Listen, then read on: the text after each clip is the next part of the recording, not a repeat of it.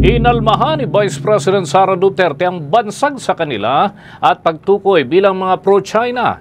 At kay Vice President Sara Duterte, malinaw na paninira lamang ito upang magalit sa kanila ang mga mamamayan.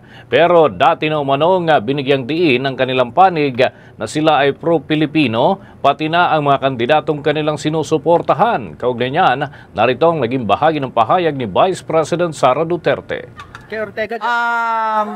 Hindi pa obvious nga na rin sa Pilipinas nagapangampanya para sa mga kandidato.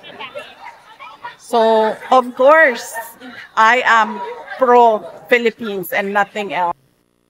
Tinigyan ni Vice President Sara Duterte, una nga rito mga kabombo, ay binatikos ng ilang miyembro ng mababang kapulungan ng Kongreso ang Vice Presidente sa hindi pagbibigay ng kanyang panig sa mga usapin may kinalaman sa China.